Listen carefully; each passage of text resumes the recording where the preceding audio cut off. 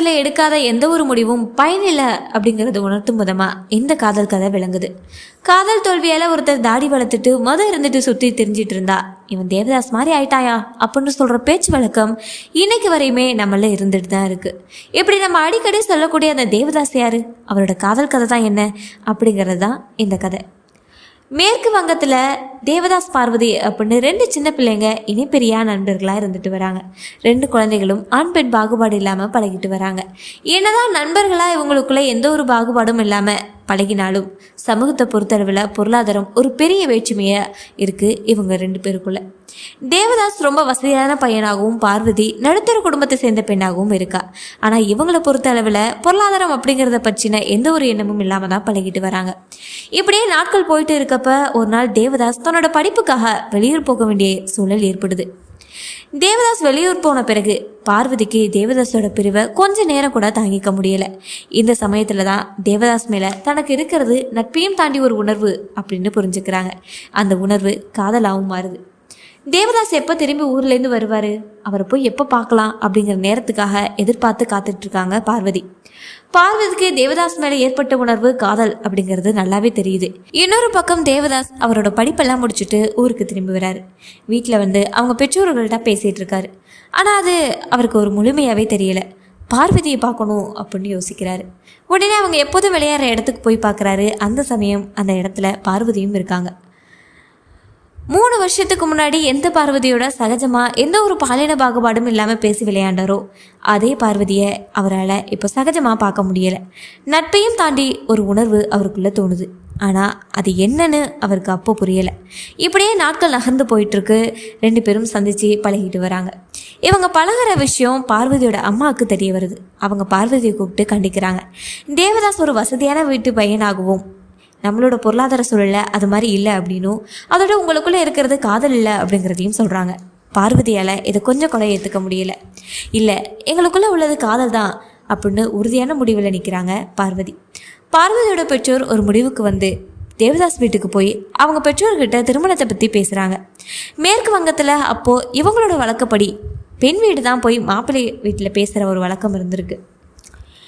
பார்வதி வீட்டு வழக்கம்படி திருமணத்துக்கு வரதட்சணையாக மாப்பிள்ளை வீடு தான் பெண் வீட்டுக்கு கொடுக்கணுமா அப்படிங்கிற ஒரு முறை இருந்திருக்கு. இந்த முறைக்கு முற்றிலும் மாறுபட்ட கருத்து தேவதாஸ் பெற்றோர்கள் தெரிவிக்கிறாங்க. பெண் வீடு தான் மாப்பிள்ளை வீட்டுக்கு வரதட்சணை கொடுக்கணும், நீங்கள் சொல்கிறபடி நாங்கள் கொடுத்தா பெண்ணை நீங்கள் விற்கிற மாதிரி இல்லையா அப்படின்னு சொல்லி ஒரு பெரிய தகராறுவே இரு வீட்டுக்கும் இது ஏற்படுது. 2 வீட்டுக்கும் முரண்பட்ட கருத்து. இதன் விளைவாக தேவதாஸ் பார்வதிக்கு திருமணம் நடக்காது அப்படின்னு முடிவாகுது. பார்வதியோட அம்மா ஒரு முடிவுக்கு வராங்க. தேவதாஸோட குடும்பத்தை விட ஒரு வசதியான குடும்பத்தில் தான் தன்னோட பெண்ணை பார்வதியை கட்டி கொடுக்கணும் அப்படின்னு நினைக்கிறாங்க. பார்வதிக்கு ஏற்கனவே கல்யாணம் ஆகி அவரோட மனைவி இறந்து 3 குழந்தைகளோட இருக்கிற ஒருத்தரை திருமணம் செய்ய ஏற்பாடு பண்ணுறாங்க. பார்வதி அம்மா நினச்ச மாதிரியே தேவதாஸ் குடும்பத்தை விட ஒரு வசதியான குடும்பம் தான் அது. திருமணத்துக்கு நாளும் நிச்சயிக்கப்படுது. இதை எப்படி உண்மையாக தேவதாஸை காதலிச்ச பார்வதிகால ஏற்றுக்க முடியும்? தவிக்கிறாங்க. தவிச்சு போய் அன்னைக்கு ராத்திரியே தேவதாஸை போய் பார்த்து, நான் உன்னை தான் காதலிக்கிறேன், என்னால் இந்த திருமணத்தை செஞ்சுக்க முடியாது, நீ என்ன சொன்னாலும் நான் கேட்குறேன், நம்ம இப்போயே எங்கேயாவது போயிடலாம் அப்படி இப்படின்னு அழுது புலம்புறாங்க. ஆனால் தேவதாஸ் இதை பற்றி ஒரு தெளிவான மனநிலை இல்லாமல் இருந்தனால ஒரு தெளிவான முடிவும் சொல்லாமல் பார்வதியை அவங்க வீட்டுக்கு அனுப்பி வச்சிடறான். இவனும் கிளம்பி கல்கத்தா போயிடறான். அங்கே போயிட்டு பார்வதிக்கு ஒரு கடிதம் எழுதுறான். அந்த கடிதத்தில் தனக்கு பார்வதி மேலே உள்ள உணர்வு காதல் இல்லை அப்படின்னும் பார்வதியை அவளுக்கு பார்த்த மாப்பிள்ளையே திருமணம் செஞ்சுக்கோ அப்படின்னு எழுதி அனுப்புகிறான் அந்த கடிதத்தில். இதை படித்து பார்வதிக்கு என்ன பண்ண முடியும்? அவளால் முடிஞ்ச அளவுக்கு அழுவுறா. அவளை பொறுத்தவரையும் சின்ன வயசுலேருந்து தேவதாஸை மனசார காதலிச்சா. இப்போது அவன் தன்மையில அவனுக்கு காதல் இல்லை அப்படின்னும் நீ வேற ஒருத்தனை திருமணம் பண்ணிக்கோ அப்படின்னு உயிருக்கு உயிராக காதலிச்ச காதல்னே சொல்லும்போது என்ன பண்ண முடியும்? அவளால் கொஞ்சம் கூட ஏற்றுக்க முடியல. இந்த நாட்களில் வேறு வழி இல்லாமல் அவள் திருமணத்துக்கும் தயாராகிறா ஒரு மனதா. இப்படியே நாட்கள் நகர்ந்துக்கிட்டு இருக்கு. இந்த சமயத்தில் தான் தேவதாஸ்க்கு புரிய வருது, பார்வதி மேலே தனக்கு இருக்க உணர்வு சாதாரண உணர்வு இல்லை, இதுதான் காதல் அப்படின்னு உணர்றான். அவருக்கு பார்வதி இல்லாமல் இனி இருக்க முடியாது அப்படின்னு தோணுது. பார்வதியை தேடி வரான். அதுதான் பார்வதிக்கு திருமணம் நிச்சயிக்கப்பட்ட முதல் நாள் ராத்திரி. தேவதாஸ் பார்வதியை சந்திச்சு, நான் உன்னை காதலிக்கிறேன், நம்ம கல்யாணம் பண்ணிக்கலாம், இந்த கல்யாணம் வேணாம், என்னோட வந்துரு அப்படி இப்படின்னு தவிச்சு போய் சொல்கிறான். எப்படி பார்வதி அன்னைக்கு அழுது புலம்பினாலோ அதே மாதிரி. ஆனால் என்ன பிரயோஜனம்? காலம் கடந்து இப்படி கல்யாணத்துக்கு முதல் நாள் புலம்பினா என்ன பண்ண முடியும்? அன்னைக்கு இதே நிலைமையில பார்வதி தேவதாஸ் கிட்ட வந்து புலம்பினப்போ அதை ஒரு பொருட்படுத்தாம அவன் ஒரு தெளிவான முடிவில் இல்லாமல் அனுப்பி வச்சானே, இவனை எப்படி நம்ப முடியும்? பார்வதி முடிவாக சொல்கிறா என்னால் வர முடியாதுன்னு. இதுக்கு அர்த்தம் பார்வதிக்கு தேவதாஸ் மேலே உள்ள காதல் போயிடுச்சு அப்படின்னு அர்த்தம் இல்லை. மறுநாள் ஆகுது, பார்வதிக்கு திருமணம் நடந்து முடியுது. என்னதான் பார்வதி கல்யாணம் பண்ணிக்கிட்டாலும் தேவதாசோட நினைப்பு அவளுக்கு உள்ளுக்குள்ளே கொண்டுக்கிட்டு இருக்கு.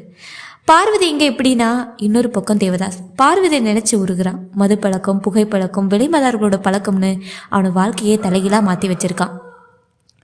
டெய்லி குடிச்சுக்கிட்டே இருந்தா என்ன பண்ண முடியும்? குடிப்பழக்கம் அவனோட உடல்நிலையை ரொம்ப மோசமாக ஆக்குது. அவனோட உடலில் ரொம்ப மோசமாகவே போயிட்டுருக்கு. அவன் இன்னும் கொஞ்ச நாள் தான் உயிரோடு இருப்பான் அப்படின்னு அவனோட மருத்துவர் மூலமாக அவனுக்கு தெரிய வருது. தான் சாகிறதுக்கு முன்னாடி தன்னோட காதலியான பார்வதியை கடைசியாக ஒரு தடவையாவது பார்த்துடணும் அப்படின்னு நினைக்கிறான்.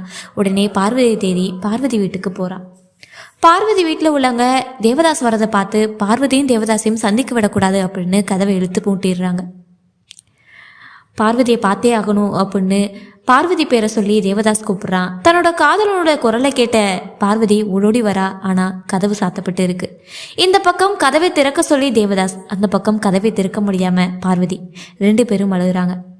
என்னோட உயிர் போகிறதுக்குள்ள உன் முகத்தை ஒரு தடவையாவது பார்த்துடணும்னு சொல்லி கத்து அழுகிறான். அவனோட குரல் கேட்டுக்கிட்டே இருக்கு. கொஞ்சம் கொஞ்சமாக அவனோட குரல் குறையுது. அப்படியே ஒரேடியாக அந்த குரல் நின்று போகுது. தேவதாஸ் இறந்துடுறான். பார்வதியால் என்ன பண்ண முடியும்? அவள் தன்னால் முடிஞ்ச அளவுக்கு அழுகிறா. அந்த கதவுலையே முட்டி முட்டி அழுதுகிட்டு இருக்கா. அவனோட கடைசியான தன்னோட முகத்தை பார்க்கணும்னு நினச்சானே, அதை கூட அவனால் செய்ய முடியேன்னு சொல்லி கலங்கிறா. தேவதாஸ் பார்வதி மேலே இருக்கிறது காதல் தான் அப்படின்னு முன்னாடியே புரிஞ்சிருந்தா இந்த நிலைமை 2 பேருக்குமே வந்திருக்காது. சரியான நேரத்தில் எடுக்கப்படாத எந்த ஒரு முடிவும் சரியான முடிவையும் தர்றதில்லை.